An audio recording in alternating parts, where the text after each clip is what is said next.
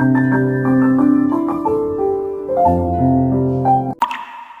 位觀眾朋友，大家好，我係講師李元基，歡迎嚟到元基講堂。你最近有冇覺得天氣嘅變化特別極端？唔單止係天氣，你有冇發現身邊嘅人，甚至包括你自己，情緒都變得特別容易焦躁不安，少少雞毛蒜皮嘅事都可以大吵大鬧一輪。夜晚攤喺床上面，明明身體好攰，但個腦就好似行馬燈咁停唔到落嚟，成個人陷入一種無名嘅恐慌同焦慮入面。好多人將呢啲歸結為生活壓力大，但我今日要話俾你聽一個更深層次嘅原因，就係天地嘅氣喺度變緊。我哋而家正處於一個巨大嘅交接點，下半年嘅局勢將會有一次非常劇烈嘅變動。深層次嚟講，係陰陽五行磁場嘅劇烈碰撞同重新洗牌。喺呢個骨折眼上面，99%嘅普通人依然仲用緊老一套嘅思維同習慣去應對全新嘅宇宙磁場，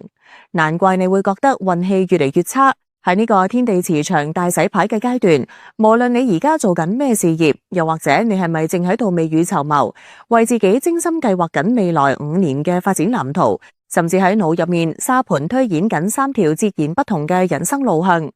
如果你想喺未知嘅風浪入面穩步前行，令你所有嘅宏偉計劃可以順利落地，你就一定要先穩住生命嘅底盤。今日我就要教各位普通人一套避禍開運嘅3大秘訣。喺正式揭開呢3大法則之前，如果你係第一次嚟到元基講堂，或者你已經睇咗李老師好幾期內容，但係仲未關注嘅，請你而家一定要記得撳一撳訂閱掣。呢個唔單止係為咗等你可以第一時間收到趨吉避凶嘅提醒，更加係你向宇宙宣告你願意接收呢份福氣。同時請大家而家喺評論區鄭重咁留低4個字，順應天時，將心定落嚟，你先至接得住我接落嚟要講嘅大智慧。好多人一聽到風水易經，第一反應就覺得好傳，甚至打上迷信嘅標籤，大錯特錯。呢啲係最頂級嘅自然科學，講嘅係氣，講嘅係天人合一，天地之氣正喺度劇烈換擋。就好似你開車落大斜坡，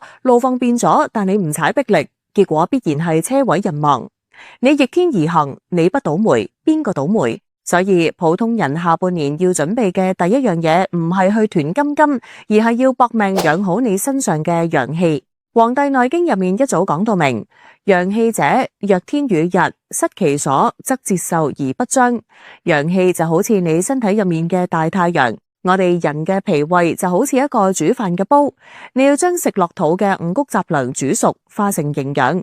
煲底一定要有一團烈火，呢團火就係你嘅命門之火，亦即係你嘅陽氣。但你睇下而家啲現代人，出面30幾度大熱天時，本來係天地間陽氣最旺盛，人體應該順應天時出汗排毒嘅時候，大家偏偏死埋一邊，匿喺冷氣房，吹住10幾度嘅冷風，手上面仲要拎住一杯加晒冰嘅凍飲，咕嚕咕嚕咁灌落肚，你一大啖冰水飲落去，極度嘅寒氣直接穿透食道入到腸胃。呢個等同於你攞住成桶冰水，直接狠狠咁淋落你脾胃嗰個煲底嘅火度，火直接俾你淋熄咗，食落肚嘅嘢根本消化唔到，喺個肚入面發酵，最後變成中醫所講嘅濕氣同痰濁。濕氣一積聚，人就會迅速發胖、關節酸痛，每日朝早起身覺得頭重腳輕。你睇醫生，醫生話你發炎，開大堆抗生素俾你。抗生素喺中醫睇嚟係極度苦寒嘅嘢，呢個唔係雪上加霜係咩？陽氣一弱，防線就全面崩潰，人自然3日唔埋，2日就生病。最可怕嘅係運勢會跟住直插谷底，因為嗰啲倒霉嘅事最中意就係陰寒體質嘅人。所以即刻將傷陽氣嘅衰習慣同我戒咗佢，唔好再飲冰水，一啖都唔好掂，將屋企冷氣溫度調高啲。朝早趁太陽唔係咁毒嘅時候，將個背脊對住太陽好好曬下，護住你嘅心陽同腎陽。你根本唔使花1分錢買貴價保健品，只要唔好糟蹋自己身體，你嘅陽氣自然會回升。陽氣一足，嗰啲邪祟同霉運匿都匿唔切，運氣自然越嚟越旺。我哋要講嘅第2樣必須準備嘅嘢係徹底清理你屋企嘅風水死氣。好多朋友有一個好致命嘅壞習慣，就係中意囤積嘢，去睇下客廳角落頭、床底下係咪塞到滿一滿。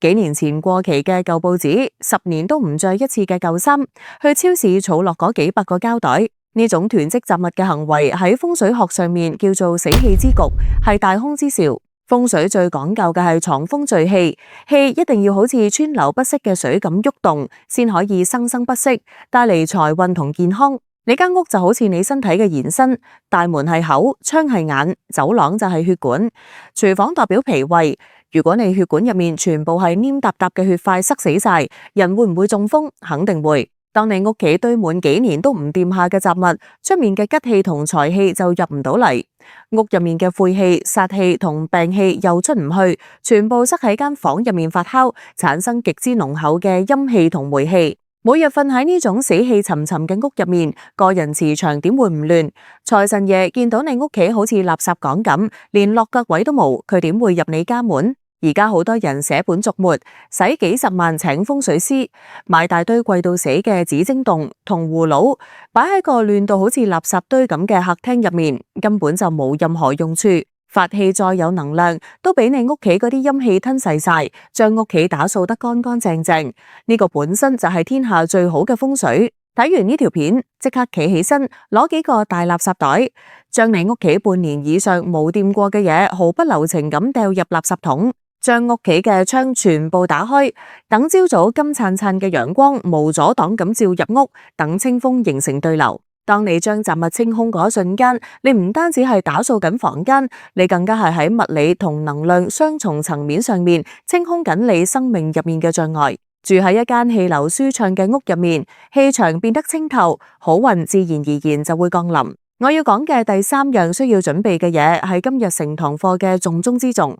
佢比調理身體同清理風水仲要關鍵100倍，就係你一定要死死咁守住你心入面嗰支定海神針。易經入面有一句說話，動則生陽，靜則生陰。喺呢個大變局嘅歷史時刻，出面嘅世界喺度劇烈震盪，你嘅肉體可以忙碌，但你嘅心一定要保持一種極致嘅靜。大家回想下，打風嘅時候，外圍狂風暴雨好恐怖，但係颱風眼中心反而係一片無風無雨嘅平靜之地。我哋喺下半年呢段動盪時期，就要令自己嘅心安住喺嗰個絕對平靜嘅颱風眼入面。特別係當你喺度規劃長遠未來、構思多重人生方案嘅時候，如果內心充滿浮躁同恐懼，任何偉大嘅計劃都只會係空中樓閣，少少風浪就會徹底崩塌。但而家啲人幾乎全部都跟住出面嘅局勢去恐慌，每日手上面死死咁拎住部手機，瘋狂吸收四面八方湧入嚟嘅負面資訊，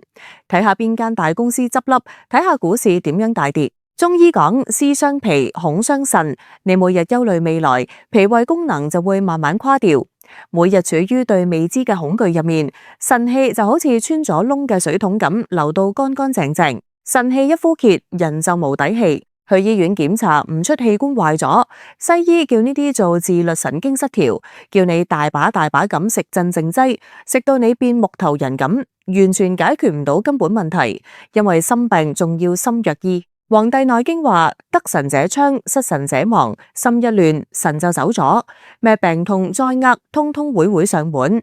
我哋普通人到底應該點樣定心？方法簡單到極。你只需要每日俾15分鐘自己，將手機徹底熄機，攞去第間房，將電視熄咗佢，個安靜嘅角落坐低，眯埋眼，咩都唔好諗，將所有注意力輕輕放喺一呼一吸上面，深吸氣，緩緩呼氣，將意念從嘈喧巴閉嘅世界入面夾硬收返嚟，安放喺肚臍下面嘅丹田位。呢15分鐘嘅極度寧靜，會令你心跳慢慢降落嚟，狂躁嘅腦電波趨向平緩，令你身上因為焦慮而亂衝亂撞嘅氣血重新歸位。只要每日堅持，無論出面世界點樣變，你嘅內氣都係絕對唔會亂嘅。只要內氣唔亂，神明穩陣咁坐喺心入面，出面所有陰邪之氣絕對攻唔破你生命嘅防線，你就可以做出最正確嘅判斷。我哋嚟做一個深刻嘅總結反思。第一，大熱天時猛飲冰水，貪吹冷氣，